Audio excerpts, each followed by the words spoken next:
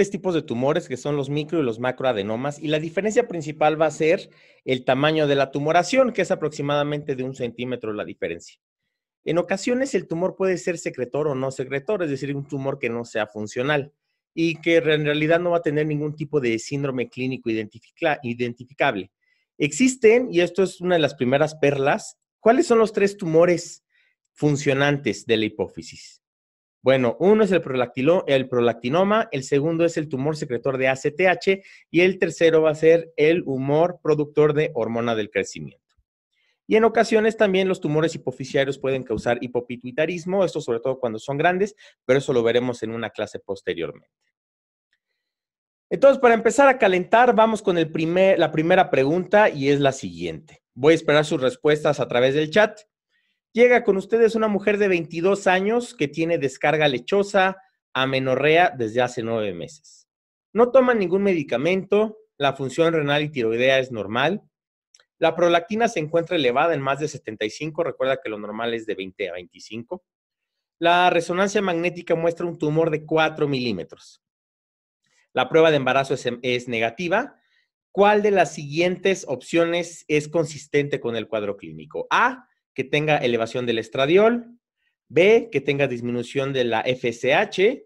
C, que tenga disminución del cortisol y de la T4 libre. O D, que tenga trastornos del campo visual. Vamos a darles 1 minuto para que puedan contestar, por favor, en el chat.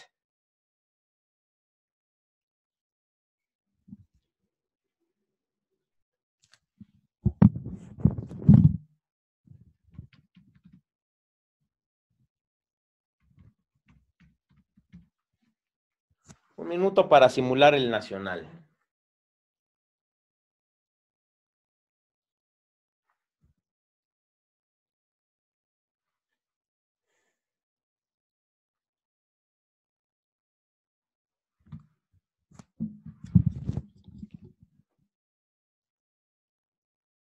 Ok, algunos están poniendo trastornos del campo visual.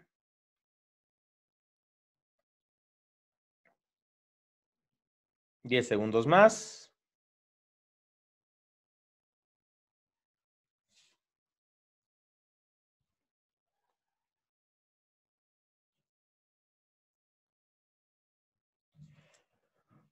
Ok, la mayoría puso trastornos del campo visual.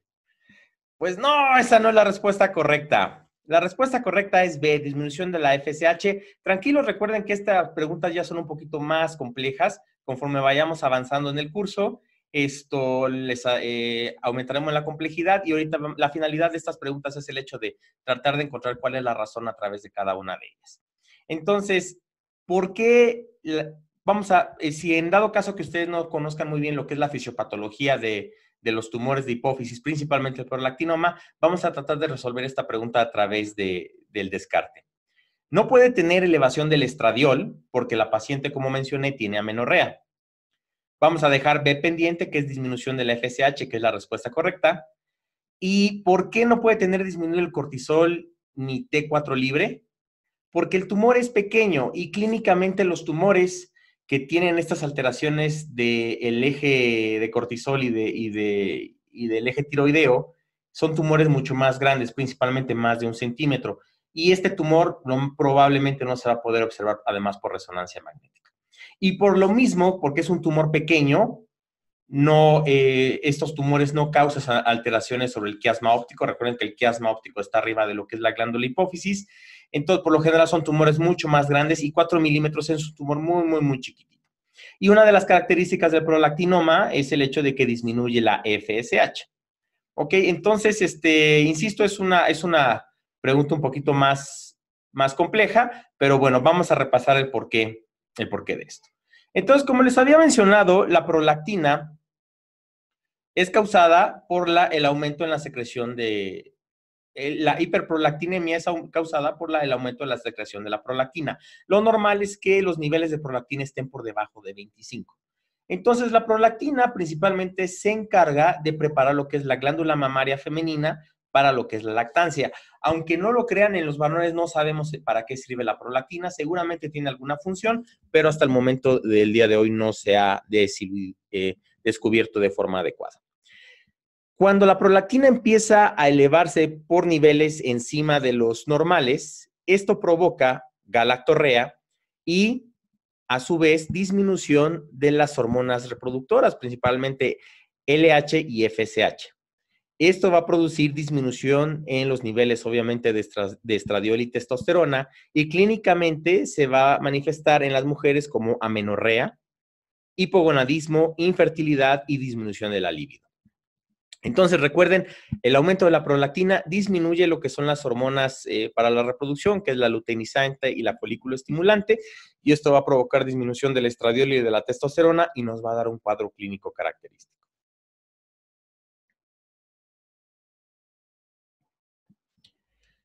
Los tumores hipoficiarios no van a ser la única causa de aumento de la prolactina o de la hiperprolactinemia. La principal causa de elevación de la prolactina en los seres humanos es el consumo de medicamentos. Y esto es muy, muy importante. Todo paciente que les llegue con un cuadro sugestivo de hiperprolactinemia, tienen que descartar, antes de pensar en una tumoración hipoficiaria, que el paciente no esté consumiendo medicamentos que lo provoquen. Más adelante los vamos a repasar. También una de las causas es el prolactinoma, el hipotiroidismo, el embarazo, la insuficiencia renal, el trauma torácico, compresión del tallo hipoficiario y el tumor hipotalámico. Pero los medicamentos debe ser algo que les tiene que quedar muy, muy, muy en claro. De forma general, cualquier alteración en la secreción de la dopamina va a causar elevación de la prolactina con la subsecuente disminución de la LH y la FSH y todo el cuadro clínico que acabamos de revisar. Les había mencionado que la principal causa de elevación de prolactina en el ser humano van a ser los medicamentos. ¿Y qué medicamentos? No son medicamentos que solamente se utilicen en tercer o cuarto nivel de atención, son medicamentos de uso cotidiano. ¿Y cuáles van a ser? Metoclopramida, fenotiacinas y risperidona. La metoclopramida, pues recuerden, es un medicamento que lo utilizamos muchísimo para el control de la náusea y para mejorar el tránsito intestinal. Dentro de las fenotiacinas, pues diferentes medicamentos, principalmente van a ser los antipsicóticos, y la risperidona también es un medicamento que utilizamos principalmente en psiquiatría. Pero también existen otros medicamentos como las butirofenonas, como es el haloperidol, cualquier medicamento que tenga algún tipo de actividad, interacción y disminución de la actividad dopaminérgica, los antidepresivos tricíclicos, los opioides, el verapamilo, estrógenos y los inhibidores de la recaptura selectiva de serotonina. Entonces, la principal causa, y esto no se les olvide para el examen, de elevación de prolactina en el ser humano van a ser medicamentos. Específicamente, ¿cuáles? La metoclopramida, las fenotiacinas y la risperidona. Existen dos cuadros clínicos característicos de los síndromes de elevación de la prolactina, principalmente causados, porque como estamos en el módulo de endocrinología, por la presencia de un prolactinoma. El cuadro clínico característico de las mujeres y el cuadro clínico característico de los varones. Un microadenoma típico secretor de prolactina en las mujeres van a ser mujeres de 31 años de edad aproximadamente, es decir, la cuarta década de la vida. La prolactina se va a encontrar elevada, recuerda que los niveles normales son de 25, pero no se va a encontrar tan elevada como a diferencia de los varones, es decir, va a estar en los niveles por debajo de 100. Y obviamente cuando pensamos nosotros en un prolactinoma y en una hiperprolactinemia, pensamos mucho en la galactorrea, en la secreción lechosa a través de los pezones. Pero lo más característico de la paciente es que tiene amenorrea. Es decir, se puede presentar el cuadro de que, bueno, la paciente tenga secreción lechosa y además tenga amenorrea e infertilidad, pero lo más característico y que no se te olvide para la vida y para el examen es que las pacientes, la principal queja va a ser la amenorrea. Como son tumores muy pequeños, la función hipoficiaria se encuentra normal, a diferencia de otros tumores que veremos en clases subsecuentes.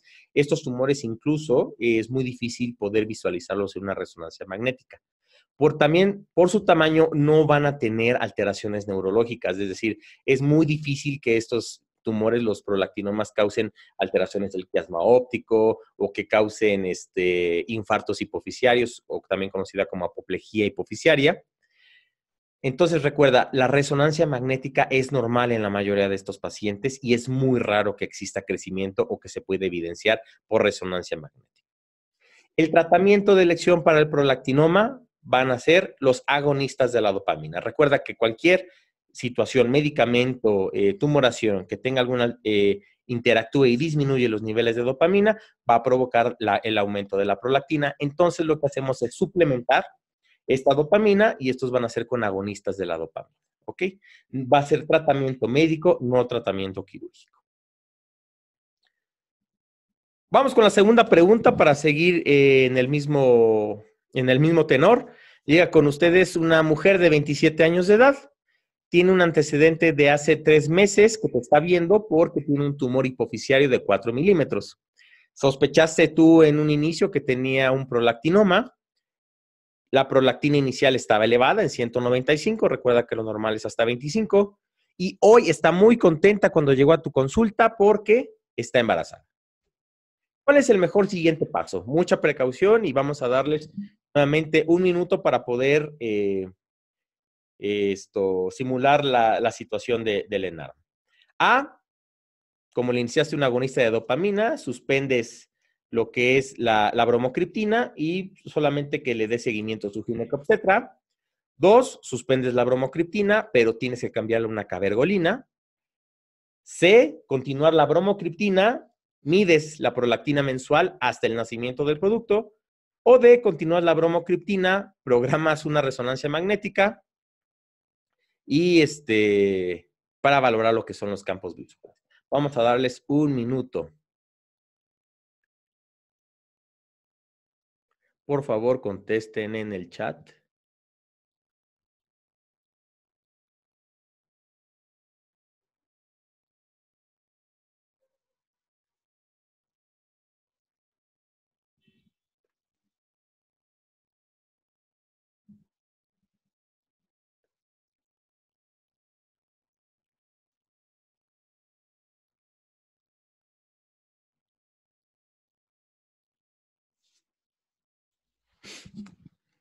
¿25 segundos?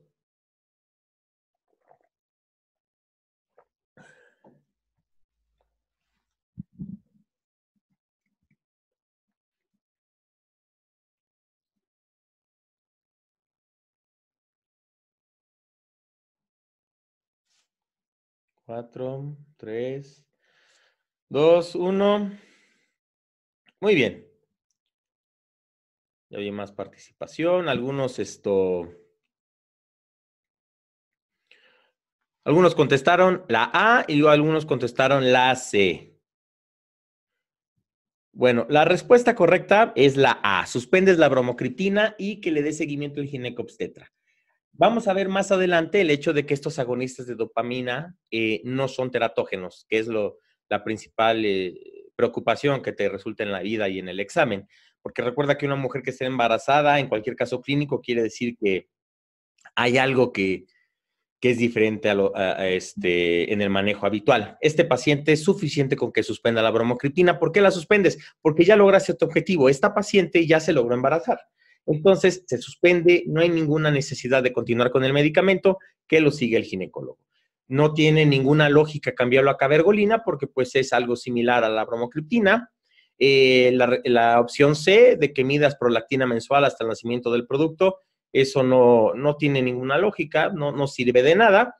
Y el hecho de continuar la bromocriptina, programar resonancia magnética, 1, no tenemos que continuar el agonista dopaminérgico, y 2, recuerda que estos tumores son muy, muy pequeños. Entonces, en ocasiones, incluso los resonadores más viejos no los van a poder identificar y rara vez los prolactinomas provocan alteraciones neurológicas. Vamos con la tercera pregunta.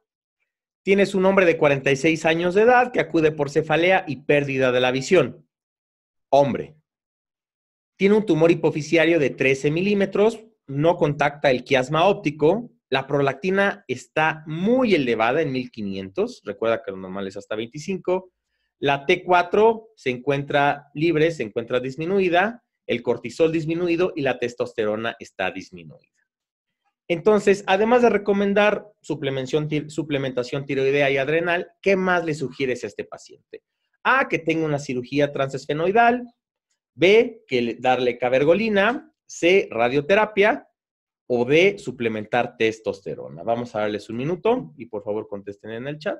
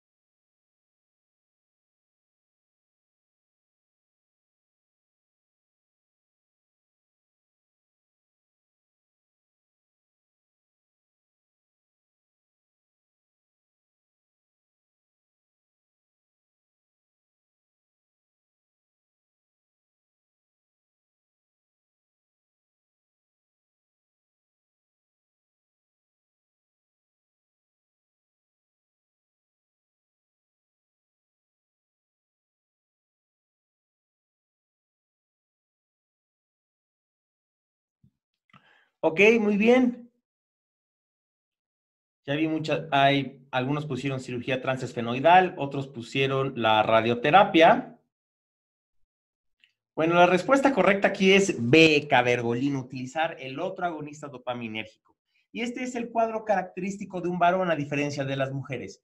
¿Por qué cabergolina? Uno, recuerda que lo más probable es que este paciente tenga un prolactinoma. Entonces, a menos de que sea el raro caso, de que sea una tumoración muy grande, que esté causando principalmente lo que nos preocupa, una apoplejía hipofisiaria, que es un infarto hipofisiario, es muy raro, incluso anecdótico, me atrevo a decir, que los prolactinomas se tengan que operar. Entonces, a menos que tengas esta contraindicación, esta situación en la que el neurocirujano tiene que operar por crecimiento demasiado grande que compromete la vía visual o que compromete toda la estabilidad de la hipófisis por el infarto hipofisiario, no es necesario hacer una cirugía. La cabergolina nuevamente es un agonista dopaminérgico, es la otra opción que tenemos para poder tratar los prolactinomas. Y esa es la opción correcta. C, radioterapia, por lo general lo dejamos para última instancia cuando los agonistas de dopamina, como la cabergolina, no funcionan, y cuando la cirugía tampoco funciona, entonces dejamos hasta el final lo que es la radioterapia. Y por último, testosterona. Obviamente este paciente va a requerir la suplementación, pero debido a que tienes la oportunidad de tratar esta tumoración con un agonista de dopamina como es la cabergolina, probablemente este paciente eventualmente va a recuperar sus niveles de testosterona. Entonces, lo que acabamos de ver en esta pregunta, y de esta forma nunca se te va a olvidar, son los macroadenomas secretores de prolactina en un cuadro característico clínico. Recuerda que las mujeres son más microadenomas y en los varones son más comunes lo que son los macroadenomas. Por lo general van a ser los varones, este es el cuadro clínico característico de los hombres, van a ser hombres ya en la sexta década de la vida, van a ser hombres de 52 años. La prolactina, a diferencia de las mujeres, va a encontrarse muy, muy elevada, y hablo de los rangos de los miles. Pueden tener diplopia o cefalea por algunas alteraciones estructurales, pero esto no son de tanta relevancia. Obviamente, como disminuye la testosterona, estos pacientes incluso van a llegar con los urólogos por disfunción eréctil. También se van a quejar de infertilidad, hipopituitarismo, porque son más grandes que a diferencia de sus pares mujeres. Y el tratamiento van a ser agonistas de la dopamina. Recuerda, las únicas indicaciones de cirugía en el prolactinoma es compromiso de la vía óptica o que tengas datos de una apoplejía hipofisiaria. En todos los casos, siempre intentamos en un inicio un tratamiento médico, y estos van a ser con los agonistas de la dopamina. Principalmente aquí en este caso te puse la cabergolina, Pero bueno, no hay ninguna diferencia entre la cabergolina y los otros agonistas que existen. Entonces, como te mencioné, el tratamiento de prolactinoma, ¿cuáles van a ser las indicaciones del tratamiento? Van a ser fertilidad, la mayoría de las mujeres van a ir a buscar la consulta por esto, hipogonadismo y el macroadenoma que puede hacer que les esté provocando algunos síntomas neurológicos. Puedes utilizar cualquier agonista dopaminérgico. Hay algunos que tienen una mayor facilidad de dosificación, pero no hay ninguna superioridad de un medicamento sobre otro. Estos agonistas dopaminérgicos van a normalizar lo que es la prolactina y disminuir el tamaño tumoral en dado caso de que tengas síntomas por el crecimiento tumoral.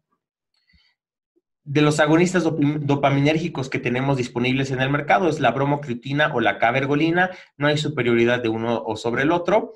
Recuerda, no son teratógenos, es por esto que si una mujer ya logró embarazarse, no pasa nada si se continúa, pero como ya lograste tu objetivo de que la paciente se embarazara, se puede suspender y darse un seguimiento eventual, no tan estrecho. Recuerda, si la mujer logra el embarazo, se pueden suspender estos medicamentos. Estos medicamentos la mayoría de las veces lo damos en dosis bajas y durante largo tiempo y no tienen eventos adversos mayores. Pero si se dan dosis más altas y por periodos muy prolongados, principalmente van a provocar eventos adversos pulmonares e incluso cardíacos. Y de cardíacos específicamente, en algunos exámenes nacionales lo han preguntado, alteraciones de lo que van a ser las válvulas cardíacas.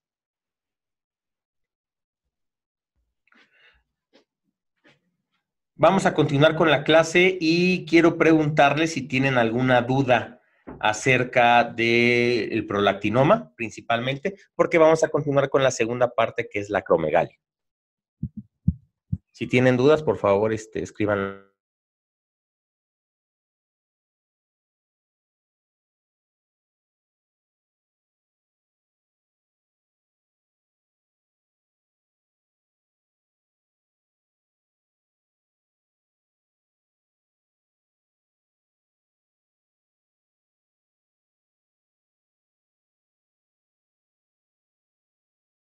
Ok, me preguntan, ¿por qué no se opera aquel paciente que tiene alteraciones visuales? Lo que pasa, muy buena pregunta. Para la vida y para el examen, si te dan la opción, dentro de las opciones, porque así te lo van a poner, si es tratamiento médico, tratamiento quirúrgico para el prolactinoma, lo que tú tienes que seleccionar es el tratamiento médico. Obviamente, me hiciste la pregunta de que si estos pacientes tienen alteraciones visuales, ¿por qué no llevarlos a cirugía? Por dos situaciones. Una, en 24 horas, los agonistas de la dopamina, como es la cabergolina, actúa, disminuye los niveles de prolactina en un 60 o 50% en 24 horas. Es decir, es un medicamento bastante noble y rápidamente controla los niveles de prolactina y esto subsecuentemente te va a provocar disminución del tamaño tumoral. Entonces, esa es una de las razones por las cuales preferimos lo que es el tratamiento médico. Y segunda, el riesgo de recurrencia de prolactina secundaria a la cirugía es cercano al 80%. Entonces, no es una cirugía sencilla, se requiere de mucho apoyo tecnológico, porque son abordajes transesfenoidales, requieres no solo al neurocirujano, sino el microscopio, el otorrino, para que haga la apertura y el cierre del canal de abordaje. Entonces, por esas dos razones principalmente. Uno, grandes tasas de recurrencia posterior a la cirugía. Y segunda, porque rápidamente controlas lo que son los síntomas debido a que en 24 horas disminuye los niveles de prolactina con los agonistas de dopamina de forma rápida y esto va a provocar que disminuya el tamaño tumoral. Pero obviamente, si dentro de tu grupo multidisciplinario, que incluya no solo al endocrinólogo, sino al neurocirujano, piensan que hay datos que comprometen la vía visual del paciente o que esté teniendo una apoplejía hipoficiaria, este paciente tiene que llevarse a cirugía, pero con todos los bemoles que acabamos de mencionar. Pero para el examen, si seleccionas, cuando te den a escoger el tratamiento de elección, tienes que escoger el tratamiento médico. ¿Alguna otra pregunta por parte de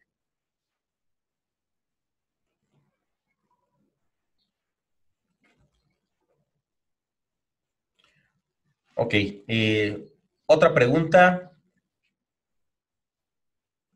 ¿A partir de qué tamaño se operan los prolactinomas? No existe un tamaño estándar en el cual digas se tiene que operar. Por lo general se operan si el paciente tiene compromiso de la vía visual y que no haya respondido tal vez a agonistas de la dopamina como la cabergolina o la bromocriptina y solamente las indicaciones serían esas, que el equipo de neurocirugía vea que se compromete la vía visual o que tenga datos de apoplejía hipoficiaria. Serían las únicas indicaciones. Porque por lo general rápidamente con una agonista de dopamina como la bromo o la cabergolina, el paciente disminuye el tamaño tumoral y se controla bien.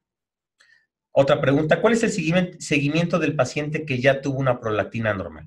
Ok, esta es una pregunta un poquito más compleja.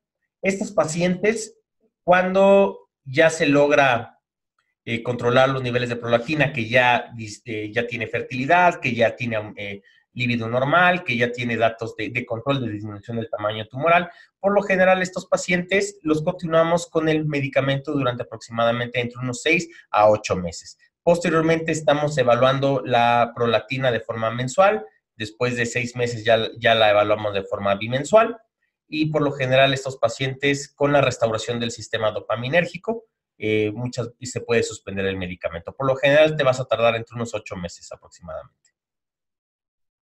Hay otra pregunta, ¿existe la prolactinemia en la adolescencia o en la infancia? Sí, pueden existir alteraciones de lo que es la prolactina en estos pacientes, pero por lo general las tumoraciones, los prolactinomas suceden en las mujeres que son en el grupo de pacientes que sucede de forma más temprana, por lo general en la cuarta década de la vida. Sí puede haber elevación de esta hormona por otras razones, pero la principal que tienes que descartar son medicamentos. Por causa tumoral no es tan frecuente. Si existe en adolescentes o niños, por lo general va a ser por medicamentos. ¿Alguna otra pregunta?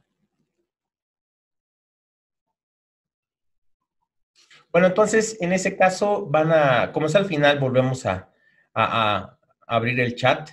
Vamos a continuar con lo que es la acromegalia. Y esta diapositiva, por favor, apréndansela. Porque todos sabemos, todos los que estamos reunidos aquí, que la acromegalia es pues la elevación de la hormona del crecimiento. Y entonces no vayan a caer en la tentación y en la trampa cuando les pregunten de qué forma se diagnostica la acromegalia, no vayan a seleccionar hormona del crecimiento. La hormona del crecimiento es una hormona que estimula el hígado y aumenta la secreción del factor de crecimiento insulinoide, por sus siglas en inglés IGF-1. Y esta hormona es la que actúa a nivel de los tejidos de forma periférica y es la que provoca todas las manifestaciones de la acromegalia. Entonces, esta es la hormona que se tienen que memorizar. Saquen de su cabeza la hormona del crecimiento en cuanto a acromegalia. Recuerden siempre el factor de crecimiento insulinoide, IGF-1 por sus siglas en inglés. ¿Por qué hablo de esto? Porque los pacientes de su lado izquierdo pueden ver los pacientes que tienen acromegalia. El diagnóstico va a estar dado por el aumento del factor de crecimiento insulinoide tipo 1, que es el que actúa a nivel periférico. Y existen pacientes que pueden tener algunas alteraciones en la hormona del crecimiento, pero aún así tener mayor sensibilidad al factor de crecimiento insulinoide. Pero lo importante de esta diapositiva es que el factor de crecimiento de tipo insulinoide es el que actúa a nivel periférico y es el que utilizamos para poder hacer el diagnóstico de acromegalia. Vamos con otra pregunta. Hombre de 35 años de edad, es campesino. Tiene diabetes mellitus, síndrome del túnel del carpo, hiperhidrosis y SAOS grave. A la exploración física tiene manos muy grandes, una quijada prominente y macroglosia. Los laboratorios recientes tienen una hemoglobina glucosilada del 9% y una hormona del crecimiento en ayuno elevada. La pregunta es, ¿tiene acromegalia? Sí, no, o no se puede concluir. Vamos a abrir el chat.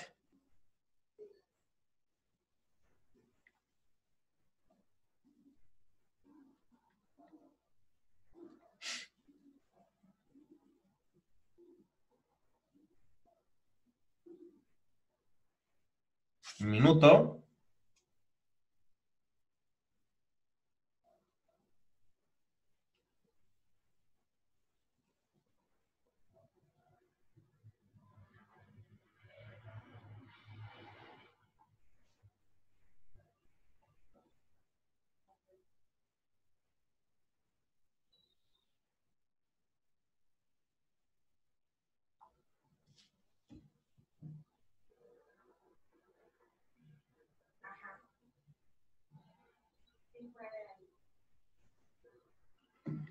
Ok, bueno, aquí se me olvidó borrar la respuesta, pero la respuesta correcta es no se puede concluir.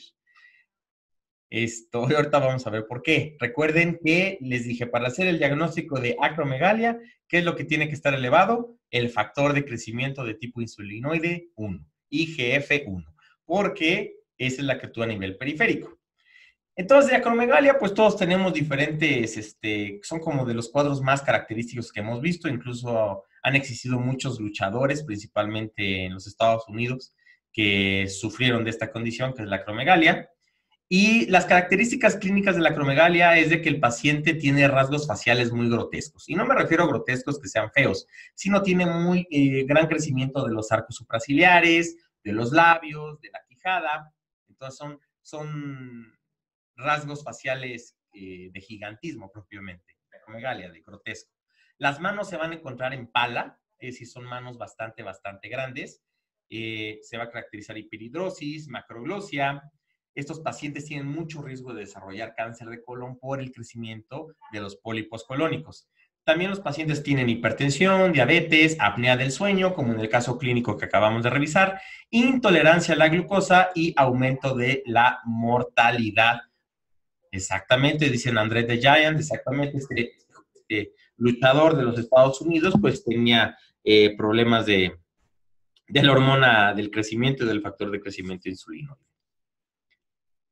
La fisiopatología que tienen que recordar es la siguiente. ¿Cómo es la regulación de la hormona del crecimiento? Entonces, ustedes saben que tenemos el hipotálamo y el hipotálamo libera una hormona que está del lado izquierdo de su pantalla, que se llama la hormona liberadora de la hormona del crecimiento, la GHRH. La secreción de esta hormona va a estimular a la hipófisis para que secrete la hormona del crecimiento, la GH.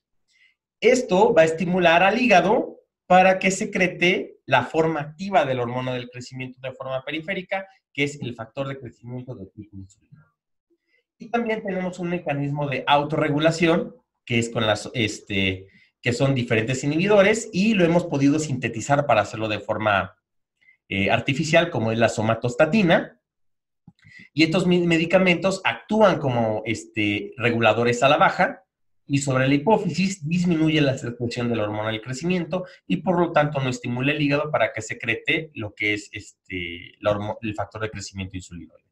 Entonces recuerden, del lado izquierdo de la pantalla, la hormona liberadora de hormona del crecimiento estimula en su fase final lo que es el factor de crecimiento de tipo insulinoide, y del lado derecho la somatostatina, que la hemos podido sintetizar, que es una de las etapas del tratamiento de la acromegalia, actúa como una regulación hacia la negativa. Entonces les mencioné, el factor de crecimiento insulinoide es el que tenemos que medir para poder hacer el diagnóstico de acromegalia. Y estos pacientes recuerden que también tienen intolerancia a la glucosa, pero existe otro examen que tienen que dominar para el día del examen, para el día del ENARM, que es la prueba de supresión de hormona del crecimiento. ¿Cómo es este test de supresión? Bueno, si pueden ver del lado izquierdo de la pantalla, en color azul, paciente normal, y en color naranja, los pacientes que tienen algún tipo de acromegalia. Entonces, a estos pacientes se les da una dosis de carga con glucosa, 75 gramos, y se traza lo que es sus niveles de glucosa.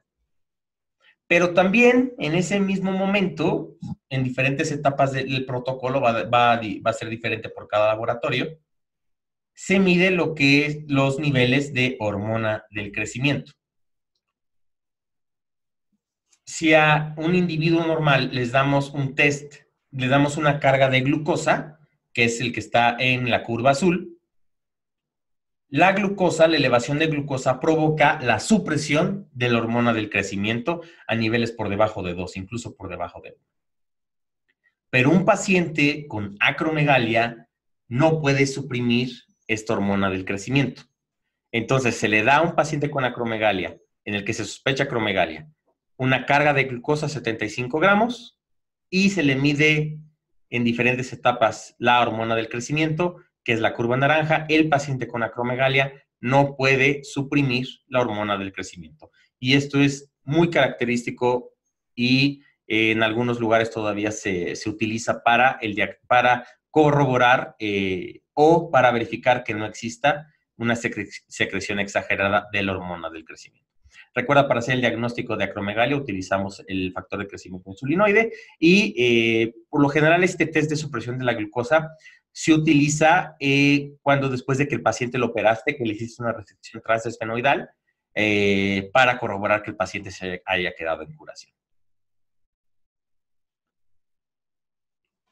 Algunos de los pacientes que tienen acromegalia, que tienen este tumor hipofisiario, usualmente también pueden secretar prolactina, porque son macroadenomas, entonces alteran las vías dopaminérgicas y provocan la secreción de esta hormona.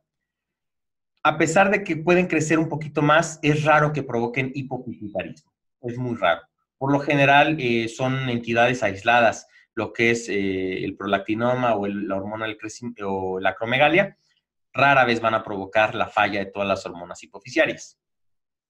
A diferencia del prolactinoma, en el cual la cirugía tiene un riesgo de fallo del 80%, aquí el tratamiento de elección va a ser la cirugía en la acromegalia. Y va a ser exitoso en el 80% de los casos.